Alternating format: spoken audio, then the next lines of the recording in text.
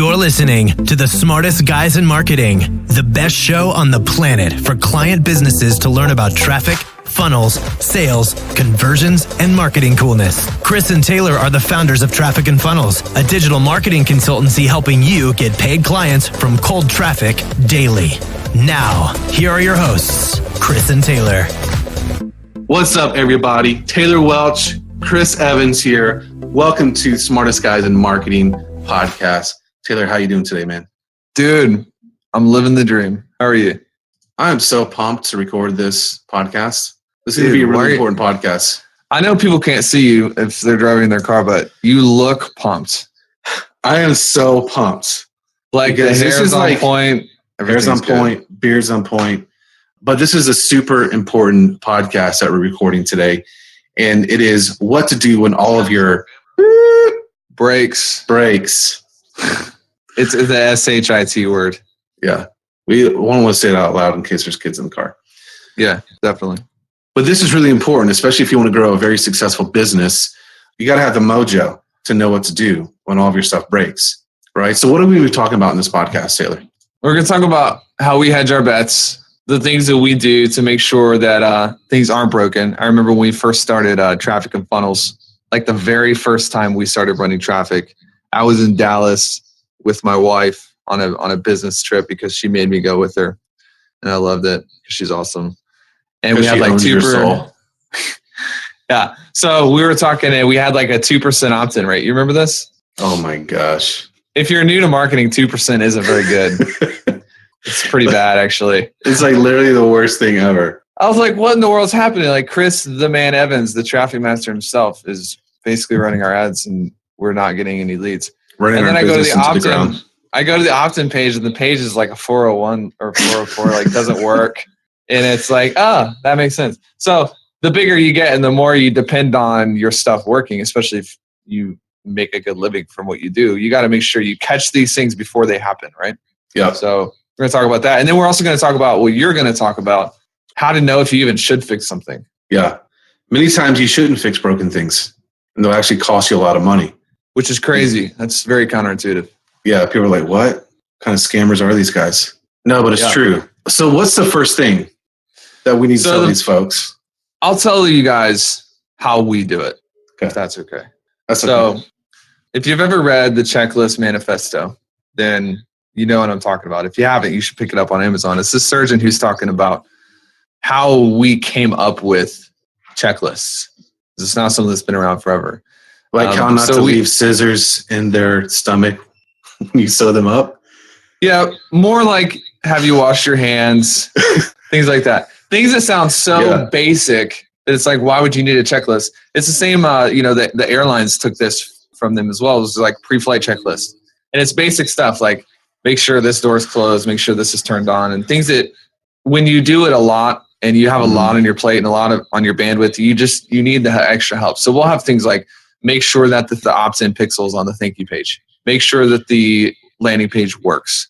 Go through the funnel and click all the links in the emails. And it's amazing like how many funnels we've launched, and we'll get emails back being like, this link in the email takes me to Google. It's like, what the crap? Yeah, don't worry, guys. We're like super professional. We are. But yeah, we move really quickly. And so now we've got checklists, and we've just stood up a brand new opt-in page, and everything looked amazing. And then I had one of our guys check the thank you page, and there was no pixel on it. Well, that's a problem because it's wouldn't. A big problem. So we were able to fix that before. And I think like one of the things here too is the power of not only checklists, but the power of redundancy. There's safety in numbers. And when you have one funnel, if something in that funnel goes down, you're screwed. Yeah. And we talk a lot about do one thing, focus. And that's true. You want to focus on one thing until you get it up to where it's working. But with Facebook, Chris, talk about kind of our recent adventures in Wonderland with Facebook. Wonderland, that is. Yes. Well, recently we had our account shut down. And most people won't tell you that. Yeah. One of our account, our primary account that we were running all of our traffic out of. Because the majority of our traffic is very untrustworthy. That is not true at all. People think spam. They're like, who is a spammer? Yeah. So our account got shut down, and most people wouldn't tell you that, but we will. And we have multiple accounts ready to go, though. Like they're fired up, they're ready. We got pixels placed, so that if something like that does happen, we're ready to hit the ground running with our backup accounts. And especially, I want to make a note real quick, Taylor. Like, we were able to get to $100,000 a month with one funnel, and I think most anybody who's a true expert can do that. And so there is also a thing of like knowing where you're at in your business before you start getting too crazy with redundancy and the safety in numbers situation. Because especially if you're a one-man team or a two-man team like Taylor and I were before we started hiring people, when there's a lot less for you to manage, it makes it safer. Does that make sense? Because if you're a one-man team or a two-man team, and what most people teach you to do is go out and say, hey, have 3 funnels, have 4 opt-ins, all these different offers and all these different things. And so there's so much happening. There's so many moving parts that it's easy for you to lose track and not really know what's broken. So as you're starting out, and especially if you're not to 50K a month, 100K a month, you have to keep things as simple as possible so that you know what is actually broken in your business. And so that's really what, we talk about, having those main levers in your business to know what's broken, what needs to be fixed, as opposed to having a million different levers in your business that you shouldn't have or you shouldn't pay any attention to at this point. Yeah, so you're basically saying you should have a grid of what's even worth fixing. Absolutely. So for us, like our grid, it changes over time. Once you get to 100K a month, and then once you get to 300, once you get to $500,000 a month, we haven't gotten past that at this point. But when we do, we can come back and tell you about it. But like for us right now, at the revenue level that we're doing, there are now some things that we have a team in place, and we're going back, and things that weren't worth fixing before are worth fixing now. Yeah. But at the beginning, man, it wasn't the color on the website. It wasn't what this font looked like. It was literally, how do we perfect our offer, get leads coming in and getting them on the phone, and enrolling people that need us. And that's a really great point. You bring that up. And there's an interesting conversation. I was tagged in a group recently. Someone had screenshotted our homepage on our website. It was just like a opt-in that we threw up. And so I think when people are beginners, when they're focusing on the wrong thing, right? Because people are like, they're like super like just breaking down this page and why we did this and like really thinking about it way too hard, where it's like, we literally just threw up that picture, that opt-in, that button, because that's not a primary source of flow for our business. So it's not a big thing that we would spend a lot of time on. Yeah, they were like, I would like to know the science behind why Taylor is standing looking to the left and why Chris is looking to the right. And I was like, there is no science. No science at all. It was just the fastest picture we could find to put there. Yeah. Yeah. So like a beginner or someone who doesn't have the right people in their life coaching them, they would be spending time on screwing around with that certain page, that certain opt-in, or it's not a primary leverage point for our business, right? We could possibly like maybe get a 10% lift on leads that specific thing generates, but at some point, but at this point, it's not a profitable investment of our time and energy. Right. Yeah. The most profitable things to fix are things that are going to drive your cash flow down or up. That's what you got to pay attention to. Yep. And the first place to start is the least amount of time spent. Yep. Especially, again, if you're a smaller team, your time is very, very crucial in what you spend time on.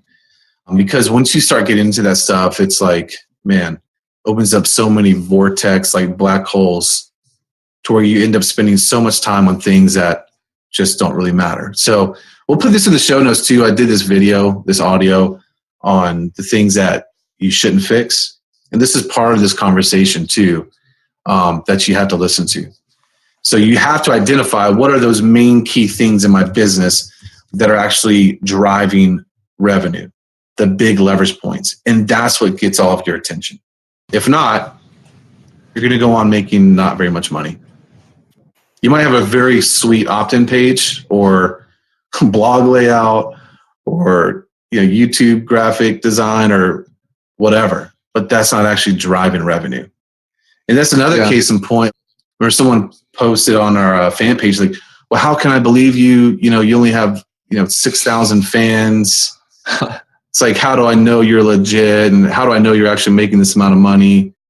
And that's just like, again, it's such a beginner problem or mindset, because that does not equate to revenue.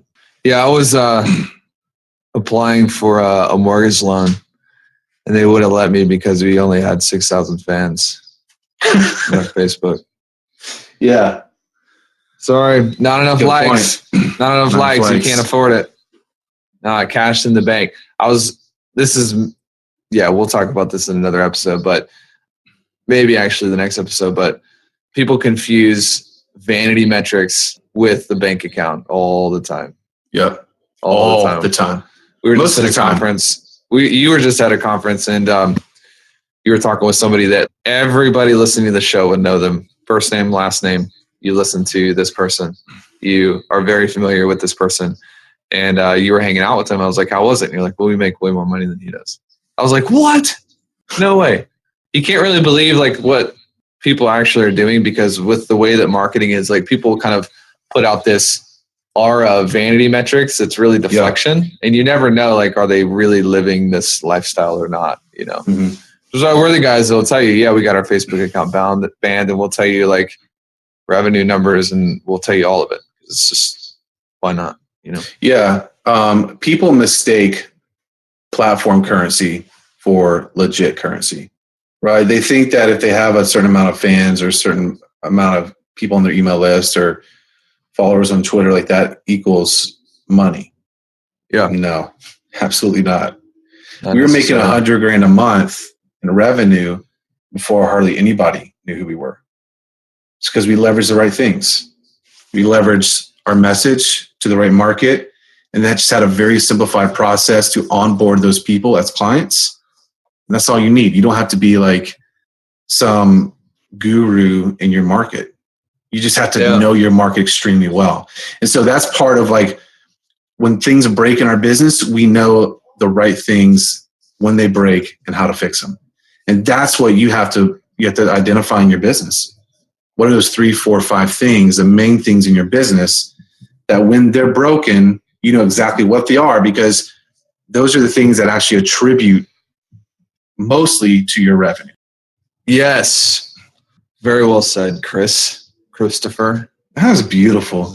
Very good. So guys, put that on an image. Yesterday we just had our 13th client hit 7 figures.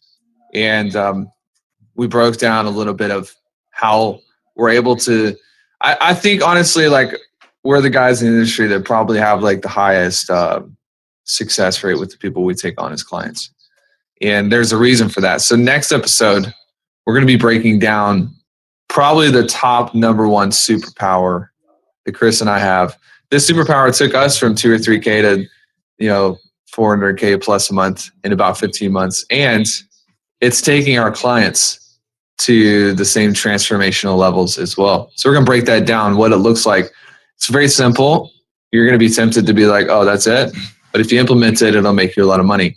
And Chris, do you have anything to add to that before I? Yeah, it's simple, but it's crucial. And it really ties into this episode too. Like, when your stuff breaks, if you don't have this one thing, you're screwed. Yeah.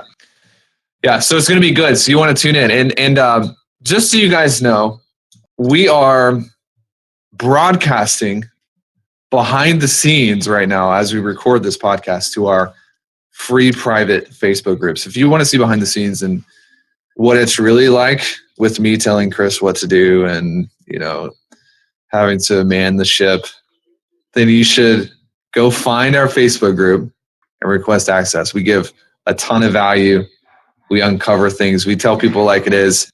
And if you're a fan of this podcast, if you like this show, then you also get to see a little bit behind the scenes. What happens when we push stop on the recorder and the real magic happens. That sounded very sexual. It definitely is not. I just want to clarify that it's not. We'll put the link for the group in the show notes as well. And then we have a gift for them as well. And Chris, you want to tell them where that's at? The best gift you will ever receive. Oh, no, hold on. I need to tell you, let's talk about this in the next podcast, the gift that you just received for your birthday from your Grammy. Oh, dude. Okay. Oh, no, we have to save it for the next podcast. We're out of time. Next podcast. Cool. You guys, this is pretty funny. So go check out the next podcast. Gift is at trafficandfunnels.com/gift. We have a cool little bundle for you there on how to get clients, all kinds of great stuff in there. So go there, get that, and then we'll have all the notes and nifty stuff below this podcast. And put a comment on iTunes which one you like better, me or Does that even matter anymore? I just want to know if people like me better than you. That's all I care about. Bro, you don't have to ask people. I mean, it's very evident that they like me more. All right, we'll see you next show. See ya. This is thepodcastfactory.com.